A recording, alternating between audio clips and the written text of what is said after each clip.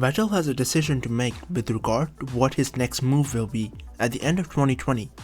After announcing his split from Ferrari, the four-time world champion has been linked with the move to Mercedes or Renault, but Günther Steiner very much doubts the latter, or any other midfield team for that matter, including his own, is a viable option for the four-time world champion. Welcome along everyone to another episode of Formula News, where you can catch up with the latest Formula 1 headlines, and here's what's in this episode.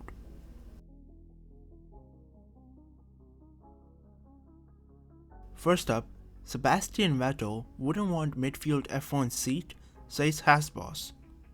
Günther Steiner has joked he wouldn't make a pitch to sign Sebastian Vettel to the Haas F1 team for 2021, partly because he cannot afford him, but also because he cannot expect him to take a punt on a midfield team. Earlier this month, Vettel confirmed he would be exiting Ferrari at the end of the 2020 F1 season, though it remains to be seen whether he is scouting for a new drive or whether he will call time on a career that has yielded 4 world titles. As it stands, Vettel's options are fairly slim, with Red Bull already ruling out getting the German back into its team, while Mercedes is likely to be hesitant lining him alongside Lewis Hamilton, despite some interest from top brass in Germany. With no room at McLaren, Vettel's most plausible option at the moment appears to be a move to Renault, though the French firm is still reeling in from the sudden departure of Daniel Ricciardo and says it won't be rushing to make a decision on its 2021 driver lineup as a result. Moving further into the midfield, there is also some speculation that Aston Martin, which will rebrand the Racing Point team in 2021, could make a move for Vettel, provided its investment into the team is substantial enough to turn it into a frontrunner. For Steiner though, he doesn't believe Vettel would be keen on moving to a significantly smaller team next season if he can avoid it. Although Vettel has stated the finances are not a factor in his decision-making process, the Haas team principal believes that it will take a team with a big budget to attract him to join if he does decide that he wants to stay in Formula 1. Next up, Mick Schumacher to drive for Alfa Romeo. Mick Schumacher, the son of F1 legend and 7-time world champion Michael Schumacher, may get his shot in F1 earlier than a few anticipated.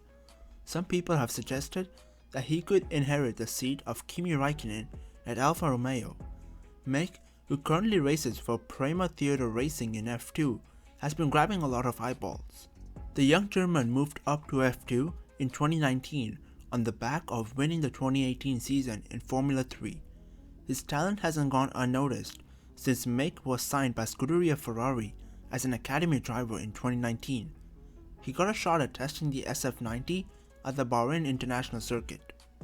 Although F1 is still waiting to get underway, former driver Nick Heidfeld believes Schumacher could replace Antonio Giovinazzi mid-season if various pieces fall into place. As a Ferrari academy driver, and given the links between the Scuderia and Alfa Romeo, Heidfeld feels a door may open for the son of the 7-time F1 champion. If you're enjoying this video so far, then a like would be amazing, and if you took a moment to hit that subscribe button so you won't miss out on any Formula 1 news, then it would be very much appreciated. Anyways, let's get back with the video. Next, Ferrari upgrades at Austria. Ferrari was one of the first F1 teams to close its factory doors in response to the coronavirus. Italy is considered to be one of the hardest hit countries, but slowly but surely, life is being picked up there again. This is also the case at Ferrari, which has opened its doors to start working with the SF1000 before the season, which is expected to start on July 5th in Austria. It is a fact that Ferrari didn't make a great impression in Barcelona during the winter tests, so they have to get to work if they are to be successful in Austria. A lot of attention would be paid to the engine, which they would like to debut on the Red Bull Ring in an improved version. On paper, the developments in the coming weeks should yield about 20 horsepower extra. Ferrari would like to realize this with the help of a new cylinder head in which the combustion chamber is warm. As a result, combustion should be optimized, and that gives the extra bit of power. Furthermore, the SF1000 would be equipped with improved software regarding the hybrid system. The existing software would have been rewritten and is now being finished. Another story is that Ferrari is also going to work on the nose of the SF1000, where the team would consider going back to the specifications used in Singapore in 2019.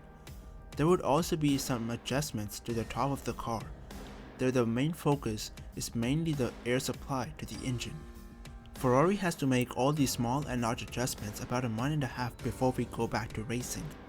Whether that is enough to get closer to Red Bull and Mercedes, we'll have to wait and see.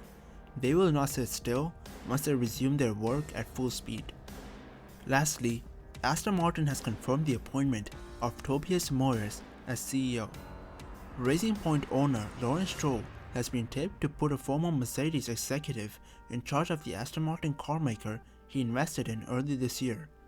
The move, reported in the Financial Times, will strengthen ties between the two car manufacturers and Stroll's F1 team, which will be rebranded as Aston Martin next year.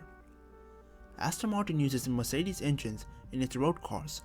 Racing Point runs Mercedes' F1 power unit, shares some other components with the world champions, and uses its wind tunnel.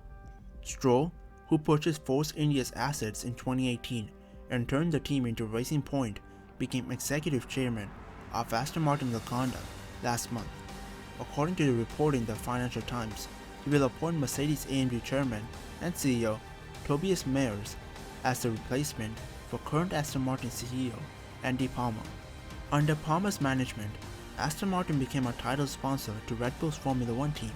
The two companies jointly developed the Valkyrie hypercar, including input from Red Bull Chief Technical Officer Adrian Newey, which is intended to offer F1 rivaling levels of performance. And that's been today's video. If you don't want to miss out on any Formula One news, then please hit that like and subscribe button for more top-notch F1 reports and insights. Apart from that, I hope you enjoyed the video, hope you have an awesome day, until next time, goodbye.